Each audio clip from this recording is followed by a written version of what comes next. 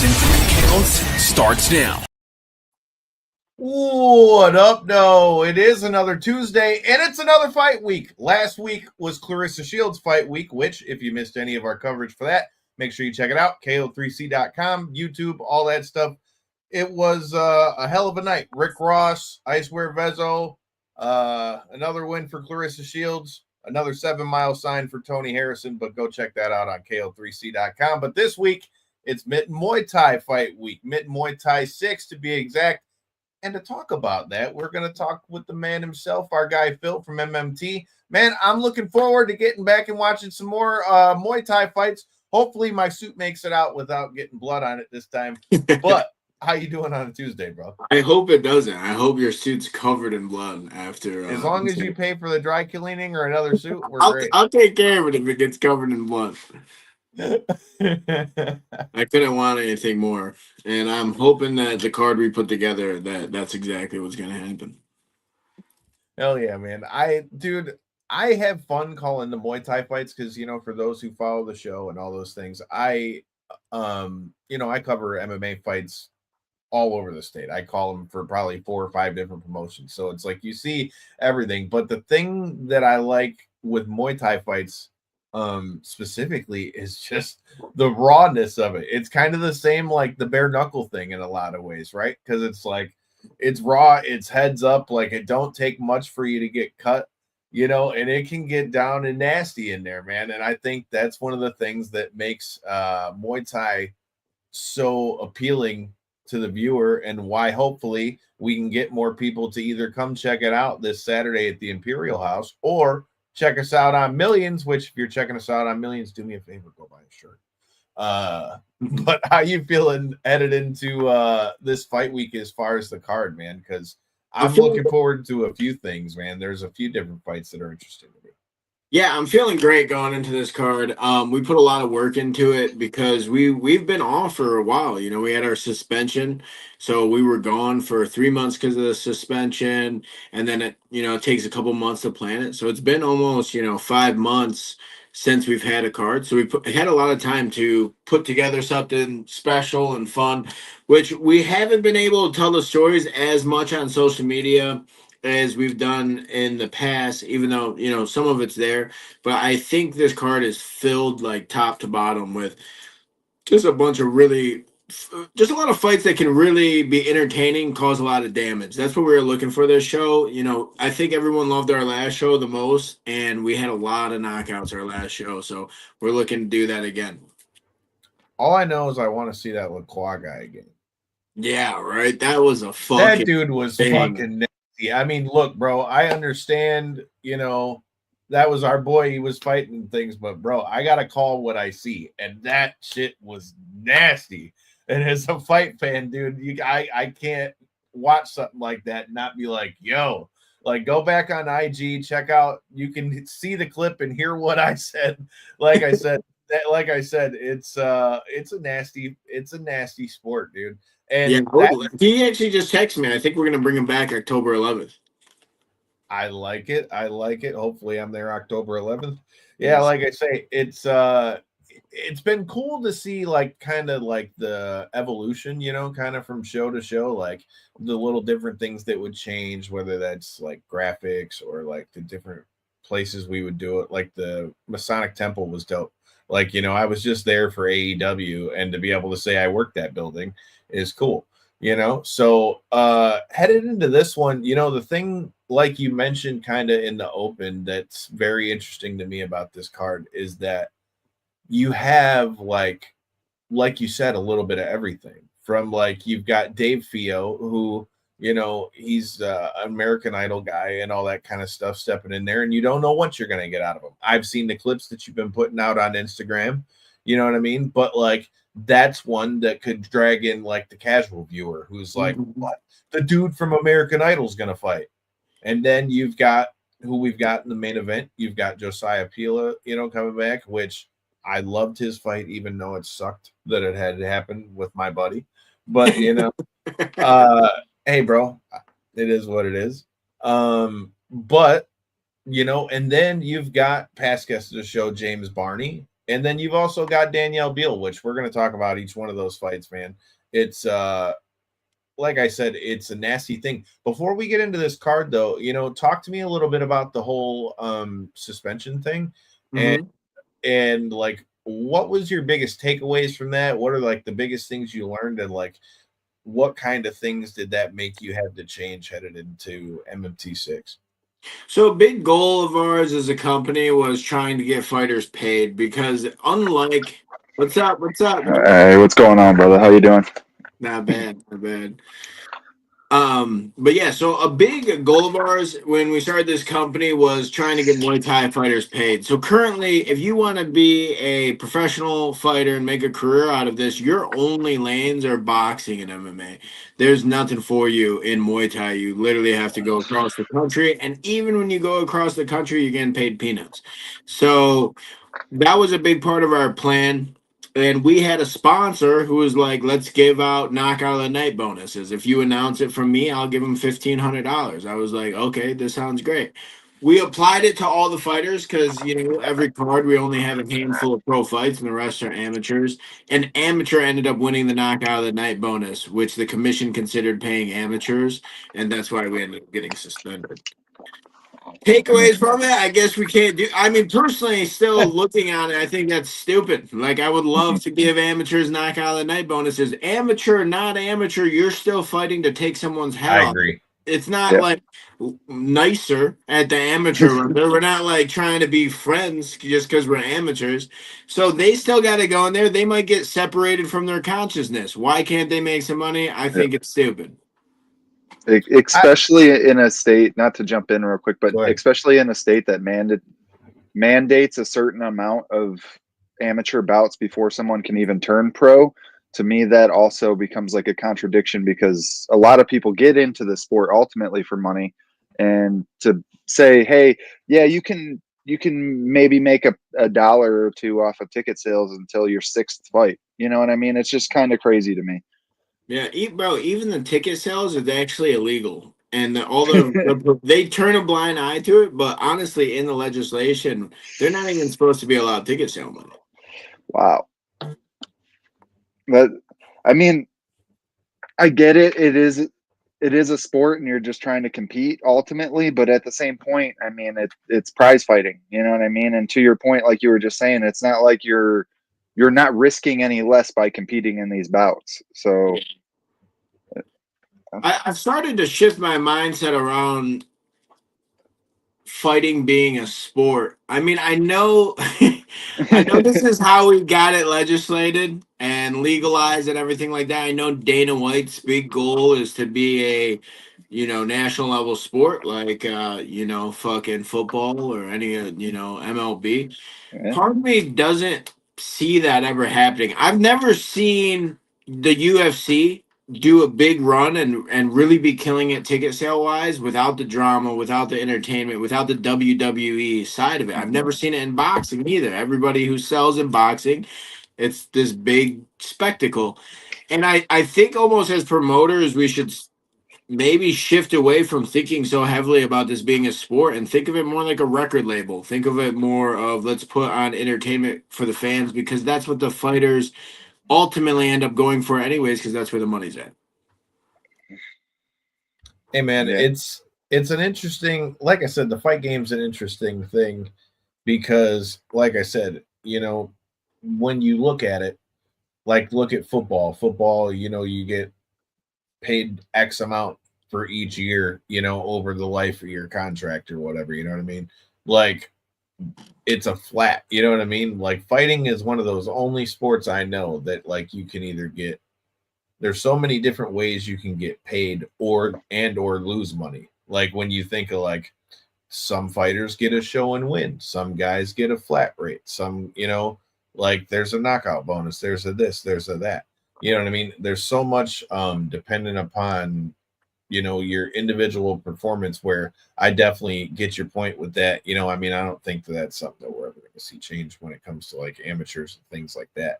Being around it as long as I have, I mean, I totally agree with you. Like, there definitely should be a way to like incentivize what, somebody's doing inside a ring, because you're right.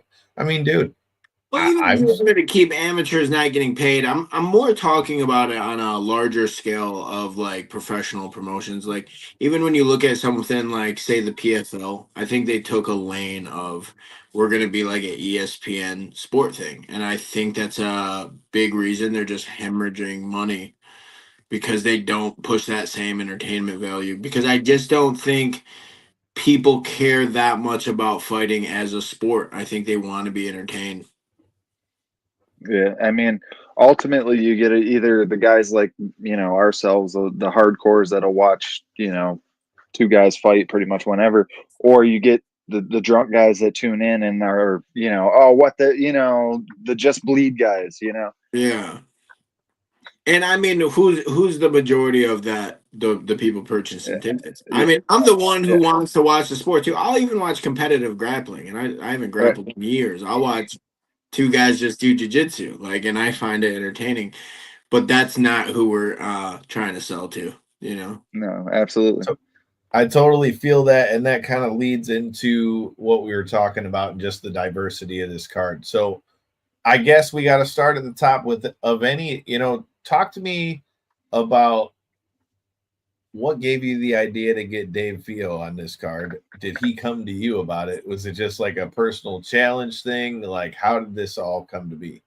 So Dave, I feel like he was kind of like trying to find his way again after American Idol.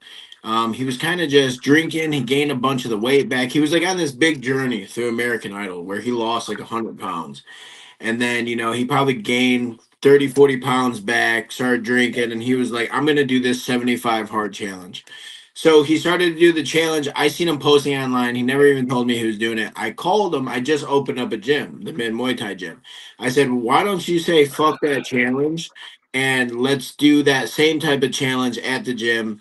I will help you, with gas money, whatever, get you to the gym and it could be good marketing for my gym. I'm going to show that you're going to lose a bunch of weight. He started doing it and really loved it, and he was like, why don't we up the stakes and see if we can do a fight? So the next fight was 3 months away, and it was just a big challenge. So it was kind of mutual. It was more on him. He wanted to take the fight. So I actually moved him into my house for the fight camp. And he's been living here and he's been training 5 hours a day to do this fight. I mean, commitment. Talking about moving in with your boy just so you can get a fight in. That's some commitment for sure. Yeah, he's been very committed. He changed his entire life. He was drinking every day, eating whatever, and he hasn't drank alcohol in 3 months. He's been dieting, living at my house, and just training 5 hours a day. It's been hard for him. So talk to me a little bit about that. So, with you guys having this fight and all those things, like, what's going through your head when you go through like the opponent picking process in that? Because, like, So the last thing you want to do is throw him in there with just some killer and then he goes in there and gets beat up in 30 seconds and it's over with. You know what yeah, I mean? Like, how do you do that to where it's still, it's a challenge for him, but it's a fair matchup? so it was pretty difficult to find an opponent for him. We went through a lot of guys because everybody wanted to fight him because they knew he just started. They wanted an easy win. Um, so I wanted someone just how I would match out a smoker, like someone similar level experience. Maybe they've been training, maybe they're not going to commit as hard as Dave, so they could train a little bit longer, but like 6 months of training, something like that. And I had a relationship with a coach, Casey, who was giving me Sam Kern for the main event, and he had a guy in there. I believe he's an honest coach, and I trusted him. And he had a student of his who's been training for 8 months. Should be extremely competitive. They will be at pretty much the exact same level. We won't know who's gonna win or lose, but yeah, I just made sure we got someone at his level so he didn't go in there and just get absolutely murdered. But we still have no clue what's gonna happen. I That's like the beauty of fight sports, right? Yeah, you don't want to know. No one No, wants to yeah, see the no. guy you know is going to smash the other Well, guy. and it's the spectacle of it, It- right? Like, I mean, well, we talk about it all the time with like WWE and things like that. Like, okay, here's a perfect time to plug it. If you guys are around the area and are wrestling fans, make sure you come out to our SummerSlam party that's going down in Troy at DraftKings Sports Social. We're giving away 4 belts this weekend. We got part of the mat from All In going away. All proceeds going to our guy Ken Brass that just passed away. It's going to his family. But with that being said, we talk about all the time in the world of wrestling where it's like, you have like your matches where hardcore wrestling fans are going to be like, yo, this is dope. And then you have matchups like what we're seeing this weekend where you got Jelly Roll and Randy Orton versus Logan Paul and Drew McIntyre. That's to bring in the kids, man. Like let's the Yeah. kids than the outsiders. The same as Dave doing this, as much as it is something for you to like, help him, like with a personal challenge for himself. As far as an overall appeal of the card, that's what that category, that would fall into. So like This was same thing. mostly a friend thing for me. I mean, I knew like Dave has a lot of people coming, maybe 300 plus people coming out. Hell yeah.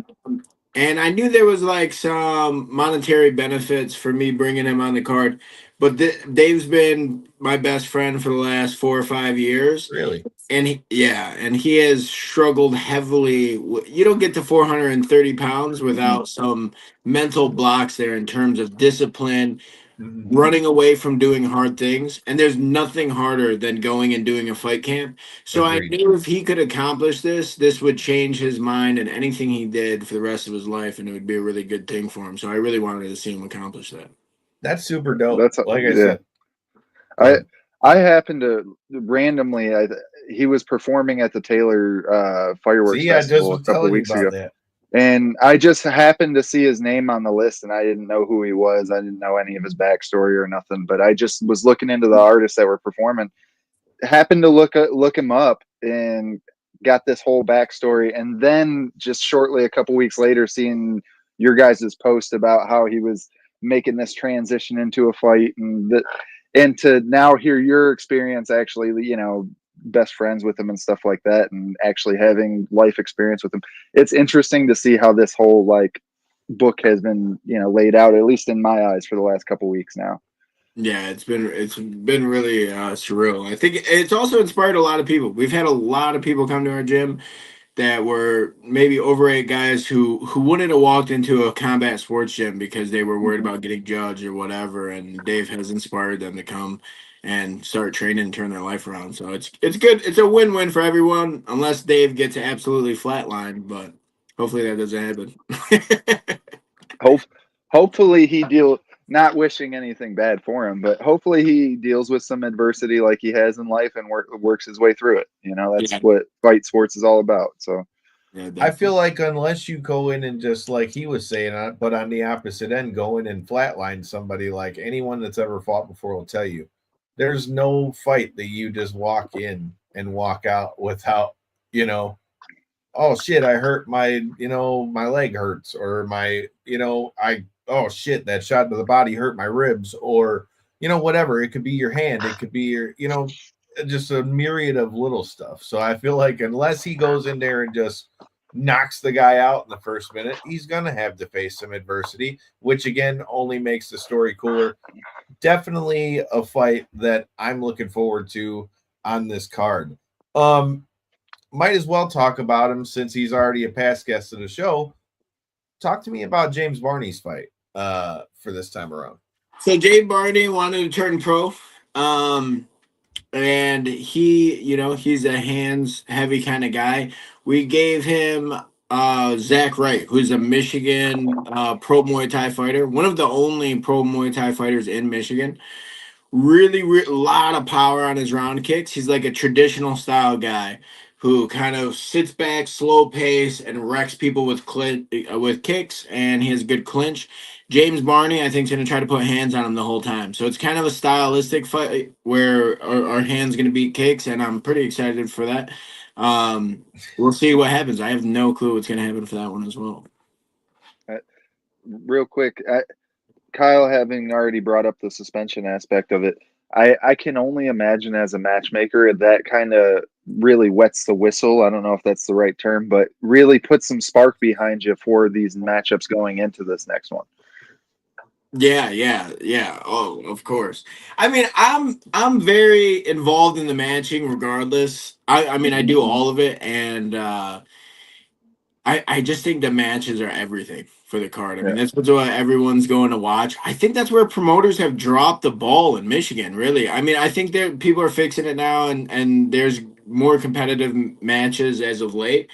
But I mean, even just like 6 months ago, I just remember every fight show going through like 50% of the card was just massive mismatches.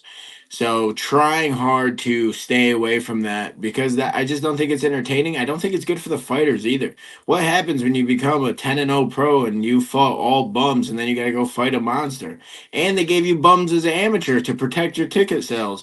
Now you've never had a hard fight and the promoter's gassing you up, and then you go and get killed at mid-level pro. So I think it's important to put on good matches. I agree with that 110%. Especially on the, like, if you watch like boxing, you know, you see that a lot of times where guys like 10, 15 and 0 before he ever really fights, you know, a guy that's really going to, you know, test him. You know, that was what was cool about the Clarissa Shields fight last weekend for past guest of the show, Sammy the Heat Worthington, your new WBA super lightweight champ, who, you know, she had her toughest test yet and was able to rise to the occasion, get herself a belt. But like you said, they're even matchups, or like, you know, one side's kind of like a little bit of a step up. Those are cool matchups to see when you see things like that. Or like the other side of it where you could get a fight where like you get the journeyman guy who's got like, not necessarily journeyman guy, that's not the right word, but like somebody who's been around, just a veteran guy who's been around, you know, never really gets the big shot, goes and fights a guy who's maybe up here or something like that, and then goes in and throws, like the Tony Harrison fight. Like Tony Harrison won, but Tony Harrison also got dropped. So, you know what I mean? Like those kind of guys are always fun to watch happen. And like what we talked about earlier, you know, on the card with Lacroix, I mean, I knew how good the guy was coming into it, but to see him just come in there and just, you know, veteran it too. Because you talk about some adversity. He took some adversity before that and then just came back and just not only showed his experience, just turned into a savage until he got that finish. So, like I said, that's one thing that I think I like with Muay Thai fights as opposed to other combat sports, at least from the commentary end of it, is it's again, just like the rawness of that, you know, makes those fights can go from this way to this way, you know what I mean, in, you know, 2 seconds. From an outsider's perspective, at least, not to jump in, but from my perspective, it seems like there's less of a way out. The clinching, there's still active strikes, and you know, like there's always a way to be hurt. There's always a way to inflict damage. Where like a lot of the other combat sports, you can, you know, get your wits back about you if you shoot a takedown or if you clinch up in boxing or, you know, whatever the case be. In Muay Thai, you go to clinch up and, you know, you're going to eat an elbow or two for your troubles, you know, and it's just, that's, to me at least, what adds a whole nother element to Muay Thai. 100%. And that's why, you know, that's a big reason you don't see in Muay Thai the big undefeated records. I mean, I've almost never seen it. Like a good Muay Thai record, I believe, is winning about 70% of the time. Yeah. That's like a solid record. Guys don't go undefeated. Guys are just so good everywhere. There's normally always some way for someone to beat you. And if you're actually like 10-0, 20-0 in Muay Thai, the community will look at you like a piece of shit. Like they'll be like, bro, we know what you did. There's no way you won that many fights. It's too hard to win this all the time. You're gonna catch an elbow in the clinch one time and get dropped, you know, just something's gonna happen. Yeah. Hell yeah. Well, you know, we talked about it in our open as one of the fights that I thought would be interesting. Talk to me about our main event, man. Jooiah Pila. Like I said, I enjoyed what I saw from that kid when I seen him in the ring last time, and we've got him back in the main event this time. Talk to me about this matchup versus what we saw. How big of a step up is it, and do you think he's going to rise to the occasion? So the Jooiah fight, we wanted to introduce a 155-pound title.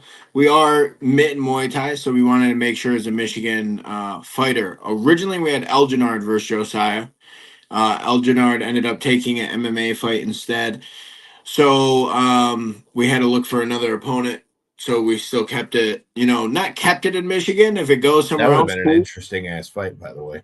Yeah, I mean, well, yeah, I think there would have been a skill disparity, but Elginard probably weighs like 30 pounds more Well, than and he's very Pancho. unorthodox, man. Yeah, strikes coming from random places, things like that. That would have been a sweet fight. Maybe we'll see that in the future. Sam Kern, he is 8-1. Had a really good record. Fights 155. He was local in the area. He's from Ohio, Toledo area. So we thought from the people who wanted to fight for the card, these were the two best 155 pounders. Josiah's 11-2 versus 8-1. Very solid, similar records. Um, Sam Kern wins on dog fights. Sam, that is his whole game plan, and every fight he goes in. So put a poncho on during that fight. Yeah, yeah. He stands in front of him, he tires them out, he tries to wear them down and then break their will in the later rounds. And that's what Josiah has lost to in the past. He has struggled when someone has broke down his cardio. Josiah hits really fucking hard, and that takes a lot of cardio to hit really hard. So when someone's super tough and super durable, that is what one of his weaknesses are. So I thought this was an interesting matchup just because of those two styles, and we'll see if Josiah survives or finishes them early. Hell yeah. We've talked about him a couple times here on the show, but we're also gonna see Mason Shilaei back in the ring. Dude, that kid is like one of the most entertaining people to me. This dude talks so much shit. I know It's he's a fucking insane. menace. But he gets in there and scraps though. Like Yeah. he gets in there and is down for a dog fight. Like he'll talk all the shit in the world, but I've seen that dude get in there and take him because I mean, Yeah. what's my man's name that they gave the 3-2 decision, the one that everybody was talking about the decision. Luke. Okay, that's right. I just couldn't draw. I was drawing a blank on his name. I'm like seeing the fight in my head right now, and Yeah. like, dude, like that dude was fucking tough. Yeah, that fight was a fucking war. So much blood. Dude, finding Mason opponent was so fucking difficult. I mean, I've asked everyone in the country. Like I'm talking all through California, Vegas, everybody to fight this fucking kid because the perception online too is, the social media machine works and he just looks like an absolute killer online. Like, and he looks like he's gonna talk shit to you and then fuck you up, which is quite embarrassing. Which That's why I he said like does. he talks trash, but he gets in there and fights, and he'll talk to you while he's doing it. Yeah, so everyone turned him down. He also went to TBAs and beat the #1 prospect in Canada that everybody thought was going to beat him. They offered him this guy. His name's Caden. He's the #1 guy in Canada. They offered him like 2 weeks before Thai national tournament. And he's like, bro, we fight in 2 weeks. I'm not going to fight you there. They thought he was scared of him. He went to TBAs, beat him all 3 rounds, beat the shit out of him. And it really like put everyone off from wanting to fight him. So it was hell. And I found one other guy in that Thai national bracket, and we're flying him in from Florida. It was literally the only guy in the country that would accept the fight. And then we're going to have to turn him pro because no more amateurs want to fight him. So do you think he'll always stay like a Thai fighter, or do you think he could ever like transition to MMA or anything like that? We're trying to make him the first pop-in character in Muay Thai, so we're definitely going to keep him in Muay Thai. There's a lot of characters like that for MMA. A lot of Conor McGregor, type of guys, and there's none of that for Muay Thai. He will literally be the first ever to ever be that type of persona. Muay Thai is all about respect. We're trying to, disrupt that. So that's our plans with him. We're gonna see if we can draw some attention by doing that. Hell yeah, man. I like I said, I've enjoyed all the fights I've seen of his so far. I think, like I said, he's a joy to watch. I want to know when the fuck is this kid coming on the show, man. I've done talked to this dude about 3 times, man. Like he talks a lot of shit and would be right up our alley, dude. So Mason, I know you're gonna fucking hear this, man. You got to come through and come check us out. Speaking of guys that got to come check us out, Abel Segura, you man, shout out to him getting his win over Drew Fickett when we were at Legends of Combat the other week as well. All right, now talk to me about Danielle Biehl, man. I've been keeping up with the stuff on social media. I seen that she did real good. Was it TBAs or what tournament? Yeah, that's what I thought. She was at one of those tournaments, and she's just scrappy as fuck. Why is she so angry though? Yeah, she's honestly the sweetest person you'll ever meet, but in the looks ring, like it too. Yeah, in the ring, she is a different fucking person. You know, she is an absolute animal in the ring, and she just won the. She's our first ever in Michigan, I believe, ever to win a B class. Thai national title for A class, which is like for professionals and amateurs. It's the open class, which this is the biggest tournament in America, Canada, everywhere, and she's the first person ever in Michigan to win that belt. So it was a really big deal for that. And now she's fighting for the MMT title. I thought there was no one better. I mean, right now she would be considered the #1 ranked girl in America as an amateur. And she's fighting a rematch fight against Grace Spangler, who came second place in Grand Nationals, which would give her a claim to be the top 2 girl in the country.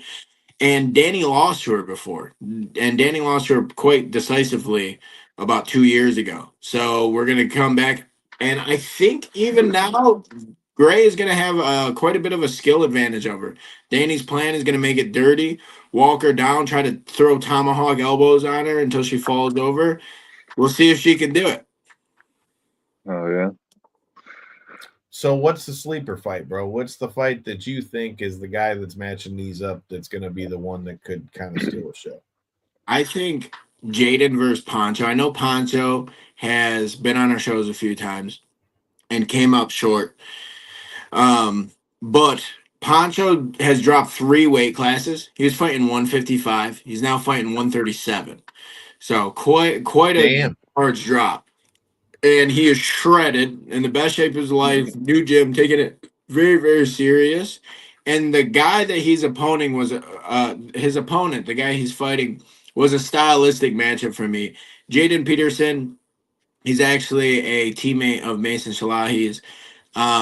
His whole style is to throw big hooks and low kicks and just stand right in front of someone and trade with him. His favorite thing is like try to get you to trade with him, and that's what Pancho loves to do as well. I really think neither of them like to clinch. Neither of them like to throw round kicks and move around. I think they're going to stand right in the center of the ring and just hit each other and see which one falls over. So I think that's going to be an absolute banger. And there's a couple other sleepers on there too, but that's the #1 for sure. So Rock'em Sock'em Robots. Yeah, I'm excited for that one. That's what's going to open up our main card of the night. What up, though? Chris checking in from Massachusetts. Says we got about 120 people in here right now. If you guys are new here, make sure you hit that subscribe button, like button, retweet button, share button, all the buttons. Hit the buttons. But, dude, the thing that's interesting with these fights, too, is it's like how they can keep up as far as all the activity, too. Because, like you said, TBAs, all these tournaments, a lot of times you end up fighting multiple times, Yeah. So how tough is that for is Pancho, like a guy like Pancho, I've seen him fight multiple times in MMA and things like that, and obviously called his fights in MMT. Is he a guy that you ever would think would kind of fully get into the full Muay Thai, fighter aspect of it, or you think he'll always be a guy that kind of just goes back and forth? He actually has not dabbled in MMA at all since he made his return back to fighting. That was kind of his goal. He hasn't had an MMA fight since 2019. And so when he came back, he fought Muay Thai, fell in love with it. Even though he came up short, he was like, "This is what I like to do. I want to stand and bang with guys." So that has been his full commitment. He doesn't plan to do anything else. Of course, that's going to be dependent on how his career goes. But as of right now, he doesn't have any other plans. Hell yeah. I like to hear that. I wanted to talk about that a little bit because, like I said, I saw the MMA fights and things of that nature. And it's always funny because, like, a guy like, even we just talked about Mason, you know what I mean? Mason's fighting in all these tournaments. He's a straight Thai guy. Like, he's not, as far to my knowledge, has only fought kickboxing and Thai. You know what I mean? Yep. So, like, there's always a little bit, there's always a little bit of something different. And you can see, like, the differences in the styles where, like, if you watch these fights, Pancho is going to be a lot more wide open with this stuff, where Mason's a lot more, tight, compact, real tight, crisp, combinations, and really tries to be more cerebral and pick you apart. Where, like you said, Pancho, is going to go in there and try to bang, which as a commentator, I mean, that makes my job a lot easier.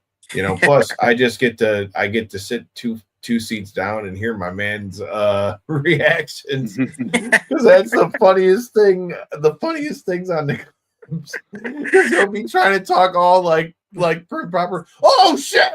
And I'm trying not to laugh. Yeah, every couple seconds. As far as talking about like transitioning and jumping back and forth, to be honest, Muay Thai is like the cultiest sport of all the combat sports. Yeah. Oh yeah. Like way worse than any other combat sport. Like Muay Thai guys, they don't watch MMA. They don't like MMA guys, MMA fighters. They hate grapplers, hate jiu-jitsu guys. Where MMA guys will show respect to Muay Thai guys, or grapplers will show respect to the strikers. I will say Muay Thai is like very much, no, this is the only thing we do. The only reason you see guys jumping over to MMA because there's no fucking money in Muay Thai. Otherwise, I don't think any of them want to go over there. I can see that because I mean, like you've said and like we've talked about on the show before, Muay Thai is, even though it's very entertaining, at least in North America, it's not, it's not as popular. You know what I mean? You got companies like One and things like that that are trying to integrate that stuff, but it's still not at a point here in the States where it's got that national appeal like that. So, like Even I said, they got a lot of guys making 1-1 to go and fight some fucking murderers like Savage in 4-ounce gloves, and you're getting paid $2,000. It's like insane. Like you're not making that nothing. is wild. Yeah. You might as well learn some defensive wrestling and shoot your shot in the Contender Series for 12-12. That's very true. I mean, to see them kind of talking about One, to see them kind of boil almost into a Muay Thai company now because they've almost solely focused on grappling and Muay Thai. It seems like their events have less and less actual MMA bouts taking place during them. And to hear that's what you're saying, they're only bringing to the table to some of these like fair tex guys and stuff like that they're bringing out. That's unfortunate for sure.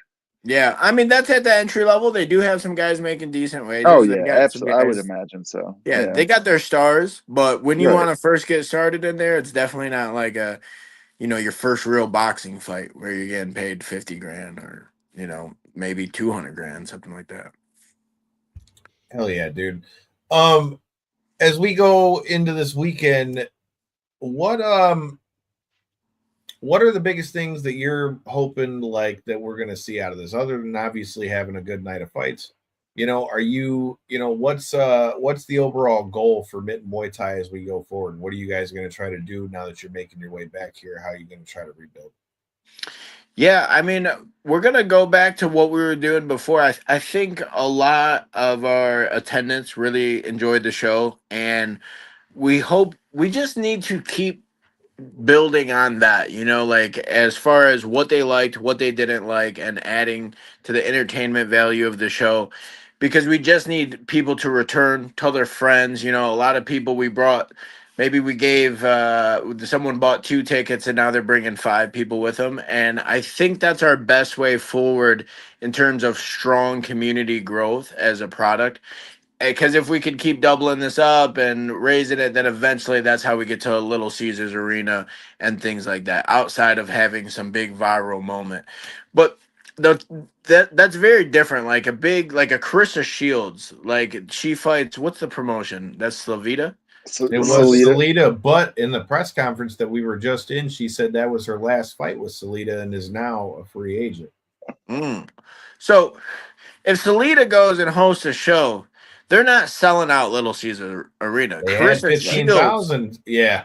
Carissa Shields is setting out Little Caesar Arena. As a company, we want Mitten Muay Thai to go sell out Little Caesars Arena, not one fight, one fighter. When Carissa Shields goes over to Jake Paul's promotion or something like that, so Vita might be left in the dust or something. So we want to build a whole organization, and then that's the way we have the control to make fighters fight each other and things like that. That's our long-term goal, and I think we do that by making sure fans are excited and happy each show and want to come back every time. Hey, man. I feel like you have. I've told Corey this, when we talk about it off the show. The thing I like about Mitten Muay Thai is it's got a fun vibe to it. Like I leave those shows and I had a good time when we did it. It looks like the fans had a good time. I like the promotion that you guys put into it. It's something that I wish we could see from a lot of the promotions, not just here, but other places. So, like I said, if you're not going to be at our SummerSlam party, make sure you come down to Mitten Muay Thai 6. For anybody who's still on the fence, bro, why do they need to be at this show?